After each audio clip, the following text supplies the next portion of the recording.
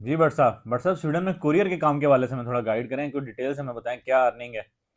اچھا، سویڈن میں دو طرح کے کوریئر کے کام ہوتے ہیں. ایک ہوتا ہے فوڈ ڈلیوری کا کام، اور ایک ہوتا ہے جو آپ آن لائن کوئی شاپنگ کرتا ہے، جیسے امیزون کا کام ہو گیا، یا یہاں پہ جیسے مختلف کمپنی بھی بنی ہوئی ہیں، وڈرکسن ہو گیا، پوسٹنر ہو گیا. یہ ایک الگ کیٹاگری ہے. اور یہ جو فوڈ ڈلیوری ہے یہ الگ کیٹاگری ہے، کیونکہ فوڈ ڈلیوری کے اندر جو ڈیجیٹل ایپس ہیں وہ انوالو ہو جاتی ہیں. تو ہمیں نا اسے سیپریٹ لے کے چلتے ہیں، کیونکہ اس میں انکم تھوڑی ڈفرینٹ ہو جاتی ہے، اس میں تھوڑی انکم ڈفرینٹ ہو جاتی ہے. تو آج کی جو ویڈیو ہے اس میں ہم کور کریں گے گڈس کا وہ کام جو لوگ آن لائن شاپنگ وغیرہ کرتے ہیں، جن کے کوئی پارسل، جس کی کا کچھ کا فریج ہے، کوئی صوفہ ہے، جو اس طرح کی آئٹمز ہوتی ہیں جو ڈیلیور ہوتی ہیں، اس کے بارے میں. اچھا، سویڈن کے اندر جو یہ کام ہے نا، اس کی اب فار ایگزامپل جیسے ایک H&M ہے، ایکیا بہت بڑی کمپنی ہے، یہ تھرڈ پارٹی کو کام دیتی ہیں کہ ہمارا یہ سامان ہے، ان کے ویئر ہاؤس میں سارا مختلف ویئر ہاؤس میں ان کا سامان چلا جاتا ہے. وہ کمپنی آگے سے کوئی لوگ ہائر کرتے ہیں، ڈرائیور وغیرہ ہائر کرتے ہیں، ان ہائر کر کے ان کو وہ یہ کام دیتے ہیں. اب اس کی یونین ہے سویڈن کے اندر، ہر کام کی یونین بنی ہوتی ہے، جیسے ٹرانسپورٹ کی بھی یونین ہے سویڈن کے اندر.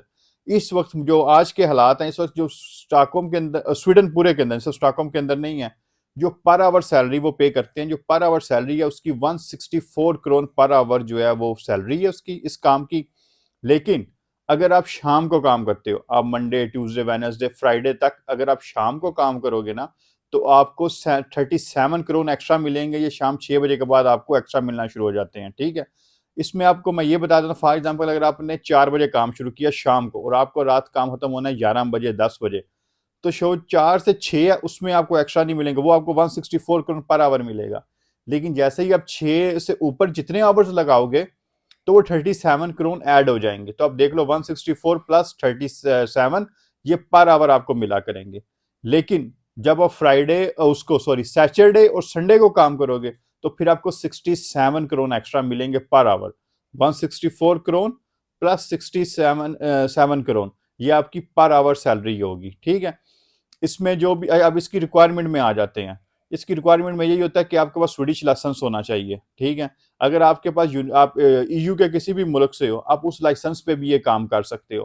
جیسے کچھ لوگ پاکستان سے آتے ہیں، تو جو آپ کا پاکستانی لائسنس ہوتا ہے، جیسے موسٹلی اسٹوڈنٹ لوگ آتے ہیں، انہیں اس طرح کی جابز وغیرہ شروع میں چاہیے ہوتی ہیں تاکہ وہ اپنی فیس یا اپنے ایکسپنس وغیرہ پورے کر سکیں. تو آپ اس کام پہ بھی، اس لائسنس پہ جو ہے اس پہ بھی یہ جاب کر سکتے ہو. اور اکثر لوگ وہ لائسنس چینج کروانا شروع کر دیتے ہیں، تو آپ کو وہ لائسنس چینج کروانے نہ سوری وہ انٹرنیشنل لائسنس بنوانا شروع کر دیتے ہیں. آپ کو وہ اپنا جو لوکل لائسنس ہے وہ اسے انٹرنیشنل میں کنورٹ کرنے کی ضرورت نہیں ہوتی سویڈن میں گاڑی چلانے کے لیے. آپ اپنے لوکل لائسنس پہ ہی گاڑی چلا سکتے ہو. تو اس لیے اپنا پیسے اور اپنا ٹائم نہ ویسٹ کیا کریں، اسے انٹرنیشنل نہ کروایا کریں، آپ اپنے ہی لائسنس پہ جو لوکل ہے اس پہ گاڑی چلا سکتے ہیں. اچھا، یہ آپ کو ریکوائرمنٹ بتائیں اور سیلری بتائیں. اچھا، اس میں ایک اور چیز بھی ہے، سویڈن کا ایک لا ہے کہ جب بھی کوئی بندہ جاب کر رہا ہوتا ہے اسے ویکیشن پیڈ ویکیشنز ملتی ہیں. اور وہ کیا ہوتی ہیں؟ وہ 12.5% سیمیسٹر ہوتا ہے. اچھا، اس میں یہ ہوتا ہے کہ جتنا آپ نے کام کیا ہوتا ہے، جتنی آپ نے سیلریز لی ہوتی ہیں، اس کا 12.5% آپ کو ملتا ہے جب آپ سیمیسٹر پہ جاتے ہو. اب اس سیمیسٹر کا بھی ایک لا ہے، جو لوگ ہمارے یہاں پہ ورک پرمٹ وغیرہ پہ ہیں نا، ان کے لیے بھی انفارمیشن کے لیے ہو جائے گا. فار ایگزامپل جیسے 2025 چل رہا ہے، جب آپ 2025 میں کام کرو گے، نیکسٹ ایئر 2026 جب آئے گا تو اپریل کے بعد سیمیسٹر آپ کا ایکٹیو ہوتا ہے. یہاں آپ کے ڈیز اکٹھا ہونا شروع ہو جاتے ہیں. آپ اپنے اور امپلائر کی میوچل انڈرسٹینڈنگ پہ پہلے بھی لے سکتے ہو. فار ایگزامپل میں نے 4 ماہ کام کیا، میں اپنے امپلائر کو کہتا ہوں یار میرے نا یہ جو میرے ڈیز بنے ہیں نا یہ مجھے دے دو، میں ویکیشن پہ جانا چاہتا ہوں. اگر میرا امپلائر چاہے وہ مجھے کہتا ہے چل یار کوئی نہیں چلے جاؤ، لیکن اگر وہ مجھے کہتا ہے کہ نہیں جانا تو میرے پاس لیگلی یہ ہے کہ مجھے ویٹ کرنا پڑے گا، کیونکہ میرا سیمیسٹر جمع ہو رہا ہے، ایکٹیو میرا اپریل کے بعد ہوگا.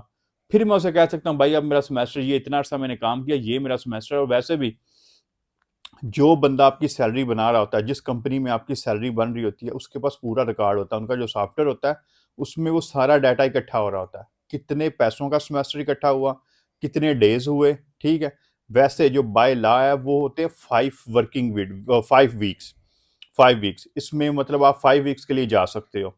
اگر میں 1 سال کام کیا، میں پاکستان، انڈیا، بنگلہ دیش جہاں بھی جانا چاہتا ہوں، تو 1 سال بعد میں 5 ہفتوں کے لیے جا سکتا ہوں. لیکن جو ورک پرمٹ پہ ہیں ان کے لیے ضروری ہے کہ وہ 20 ورکنگ ڈیز ضرور لیں. ویسے بھی اگر آپ کا ورک پرمٹ نہیں بھی ہے نا، سویڈن کا لا ہے کہ 20 آپ کو ڈیز، ویکیشنل ڈیز لینے ہی لینے ہیں. باقی جو اوپر کے ڈیز ہیں ان کے آپ کمپنی کو کہہ سکتے ہو بھائی مجھے اس کے پیسے دے دو، میں ویکیشن پہ نہیں جانا چاہتا تو مجھے پیسے دے دو.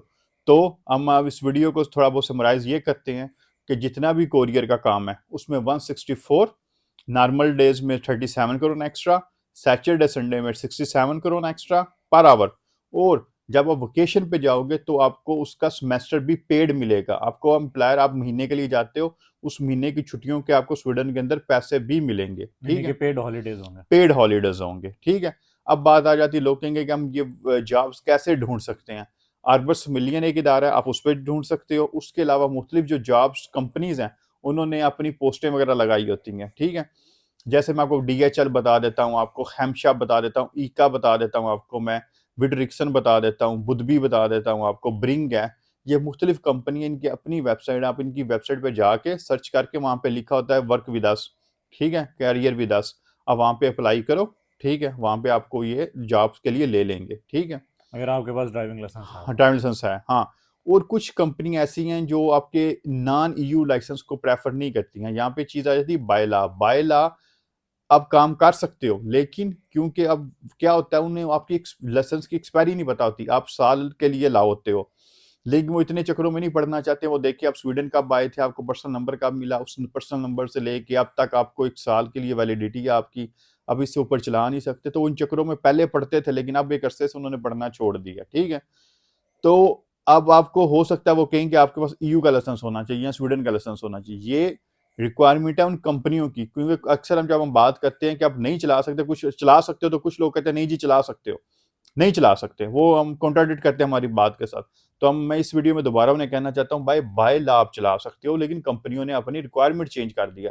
اگر آپ سویڈن میں سننے والوں کو یہ یاد ہوگا, پریمو میں جتنے ہی لوگوں نے کام کیا, میں نے خود کام کیا پاکستانی لائسنس پہ کیا, اس کے بعد ہزاروں لوگوں نے پاکستانی لائسنس پہ کام کیا.